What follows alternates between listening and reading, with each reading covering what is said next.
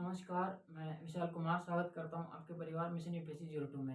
Last के video में हमने भारत के प्राचीन इतिहास के बारे में जो विदेशी इतिहासकार हैं उनके बारे में पढ़ा था, जिनमें हमने 2 मुख्य इतिहासकारों को देखा था, मैक्स मुलर और विसेंट आर्थर स्मिथ। आज के वीडियो में हम भारत के इतिहासकारों ने भारत के प्राचीन इतिहास के बारे में क्या-क्या लिखा है, उसके बारे में देखेंगे।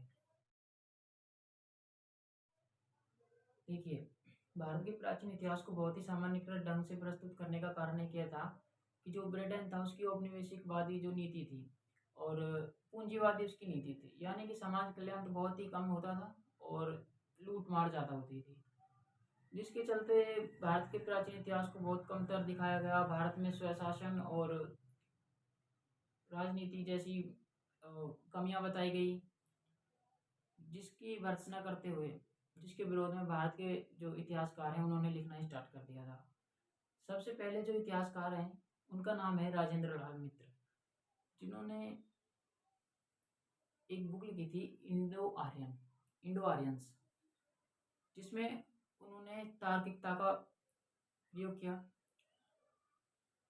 साक्ष्यों का अच्छे से अध्ययन किया और भारत के प्राचीन इतिहास को बेबाक तरीके से लिखते हुए उन्होंने बताया कि वो किसी भी धर्म की या फिर किसी मानसिकता से ग्रसित नहीं थे और इतिहास का बहुत ही तार्किक अध्ययन किया और उन्होंने बताया कि जो भारत के जो प्राचीन लोग थे वो गोमांस खाते थे।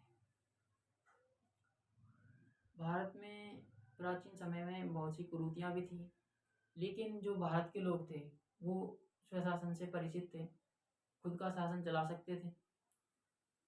इसी क्रम में जो दूसरे इतिहासकार हैं वो रामकृष्ण गोपाल भंडारकर हैं, जिन्होंने सामाजिक और राजनीतिक वर्णन किया है। भारत के प्राचीन इतिहास के बारे में उन्होंने भी कुछ बुराइयां जो उस समय व्याप्त थी अपने शोध ग्रंथों में बताया है। भारत में उस समय जाति व्यवस्था, विधवा पुनर्विवाह पर रोक थी और बाल विवाह जैसी कुरीतियां थी, सती प्रथा जैसी कुरीतियां व्यापक थी।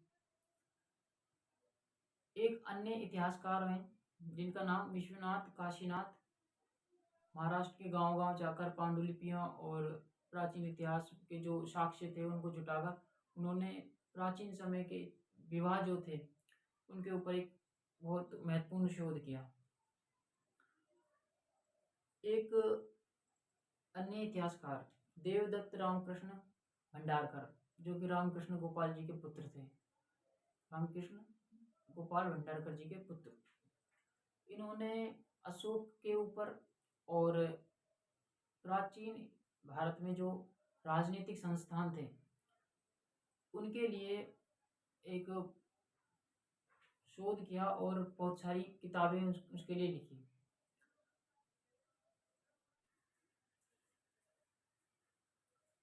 राष्ट्रवाद की इस विचारधारा के बीच कुछ भारतीय इतिहासकार जो हैं राष्ट्रवादी विचारधारा के साथ साथ ब्राह्मणवादी विचारधारा से भी प्रेरित होने लगे थे, जिसमें हेमचंद्र राय चौधरी जी का नाम आता है। हालांकि इन्होंने महाभारत काल से लेकर गुप्त साम्राज्य के अंत तक के जो इतिहास है उसको संपूर्ण तरीके से लिख दिया था। इन्होंने कई जगहों पर विसेंट आर्थर स्मिथ जिनकी बुक थी अर्ली हिस्ट्री ऑफ इंडिया, जिसमें उन्होंने बताया था कि जो भारत के लोग हैं वो तानाशाही के अभ्यस्त हो चुके हैं, अध्यात्म में बहुत ज़्यादा डूब चुके हैं। उनकी बातों का कई जगह समर्थन भी किया है, किंतु इनकी जो विचारधारा है कहीं न कहीं ब्राह्मणवादी नज़र आती है, क्योंकि इन्होंने अपने शोध में कई जगह अशोक की जो शांति की नीतियाँ हैं, उनकी ही भर्त्सना कर डाली, जिसके चलते जान पड़ता है कि ये कहीं न कहीं ब्राह्मणवादी विचारधारा से भी प्रेरित हो गए थे।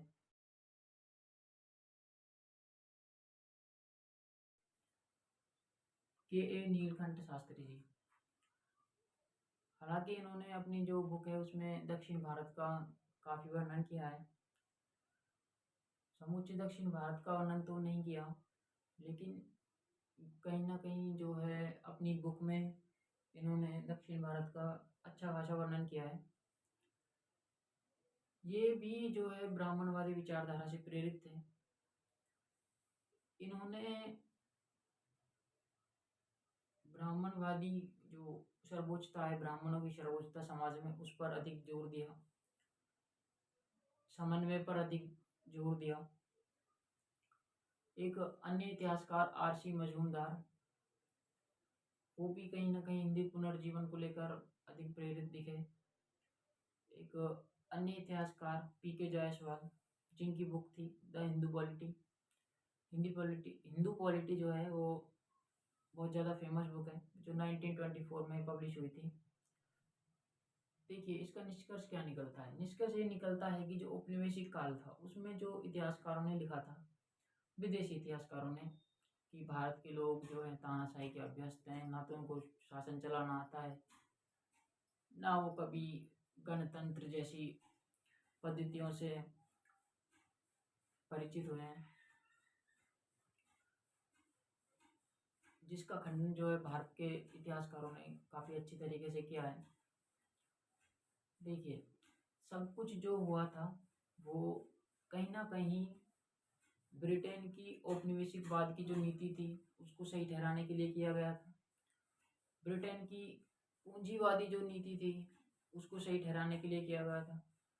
विसेंट आर्थर स्मिथ ने जो अलेक्जेंडर को इतना महत्व दे दिया, अन्य इतिहासकारों ने शक कुषाण और हूणों को इतना ज़्यादा महत्व दे दिया, जबकि जो ये जो लोग आए थे बाहर से, हालांकि ये भारतीय संस्कृति में घुल मिल गए थे, लेकिन इन्होंने भारतीय संसाधनों से अपने जो मूल देश जो था, अपने मूल देश का विकास किया, ना कि भारत का विकास इतना ज़्यादा किया। धन्यवाद।